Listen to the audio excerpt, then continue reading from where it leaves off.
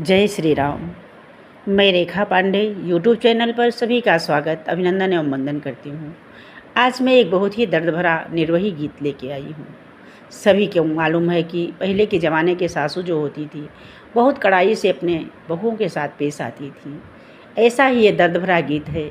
बहू लाख कह रही है कि नहीं सासू माँ, ये हार मेरे मायके से आया है, पर सासू मानने को तैयार नहीं है। आइए हम इस गीत के माध्यम से आपको सुनाने चलते हैं। बहुत ही सुंदर, बहुत ही दर्द भरा गीत है। गीत को पूरा सुनिएगा। यह चैनल पर कोई भी लोग नए हैं तो प्लीज़ सब्सक्राइब ज़रूर कीजिएगा। गीत को पूरा सुनिएगा। देखिए कितना दर्द भरा गीत है, आपके आंसू नहीं रुकेंगे इस गीत को सुन करके। आइए हम सुनाते हैं, आप लोग सुनिए। सवना भदमनाक पड़ई फुहरिया होना, रामा बहै लागी पुर बेबयरिया होना, रामा बहै लागी पुर बेबयरिया होना। भोर वैसे उठली पातरी तिरियवा होना, रामायंग सोहै धानी चुंदरिया होना, रामायंग सोहै धानी चुंदरिया होना। चुंदरी पहिरी बहुआ अंगना बहारई होना, रामा झूलै लागे गरवा से हार होना, रामा झूलै लागे गरवा से हार होना। हरवा झूलत सासू परी गई नजरिया होना, बहुवरी कहाँ पायो सोनवा हार होना, बहुवरी कहाँ पायो सोनवा हार होना। हमारी नी माया भेजी तिजिया कजरिया होना, सासू भैया लियोले सोनवा हार होना, सासू भैया लियोले सोनवा हार होना। इतनी बचन सुलली सासू गोसाइनी होना, सासू हड़पी तड़पी बोलै बहुआ होना, सासू हड़पी तड़पी बोलै बहुआ सेना। तोहरात बाबा बहु जन्म क निर्धन होना, बहुवरी कहाँ पाए सोनवा हार होना, बहुवरी कहाँ पाए सोनवा हार होना। मोरे पीछवरवा बहुआ सोनरा बेटवना होना, बहुआ उहीं पर गईल्यू लो भाई होना, बहुआ उहीं पर गईल्यू लो भाई होना। बहुआ उहै दी सोनवा हार होना, बहुवरी उहै दी सोनवा हार होना। इतनी बचन जब सुनली बहुरिया होना, सासू कवनौ किरिया करवावो होना, सासू माया मोरी भेजली हार सासू माया मोरी भेजलिया तीजिया होना। सासू भैया लियौले सोनवा हार होना। जऊ तोहरी माया भेजले सोनवा कहरवा होना। बहुअरी चलतै की करहिया फेरिया नवत्यू होना। बहुअरी चलतै करहिया क्रिया करत्यू होना।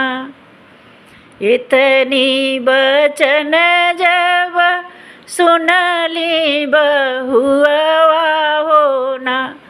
बहुअरी जाई रोवै खिड़की दुअरिया होना। बहुअरी जाई रोवै खिड़की दुअरिया होना। बटिया से जाई लागे बाटे कई बटोहिया होना। अब तुही लागऊ भैया हमार होना।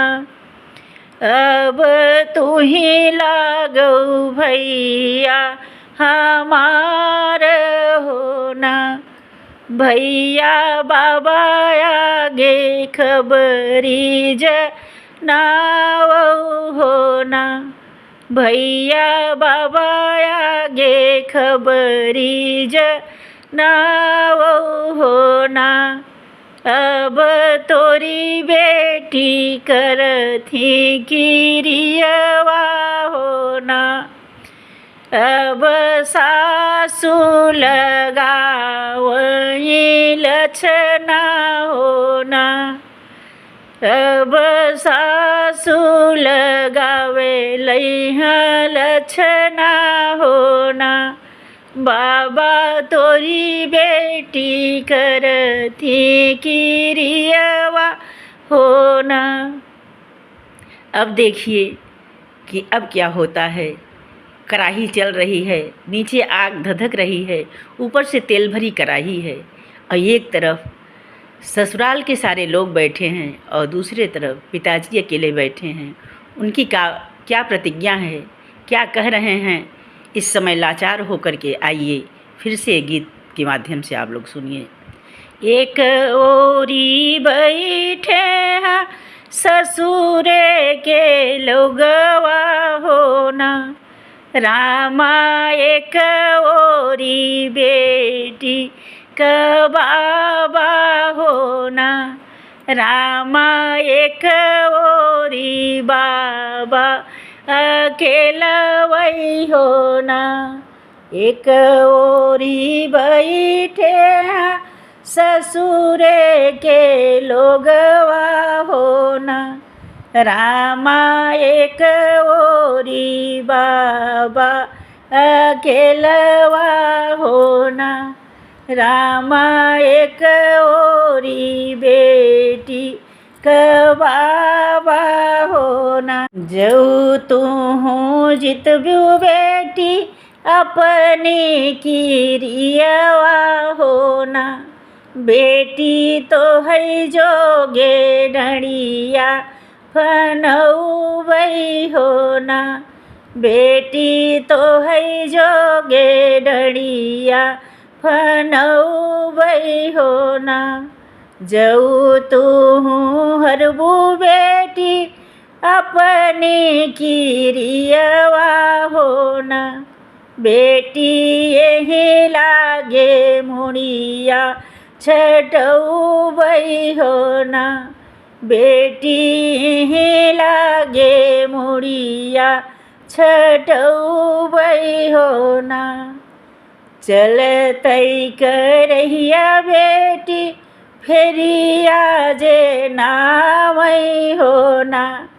रामा जीती गईली बाबा कई पगड़िया होना।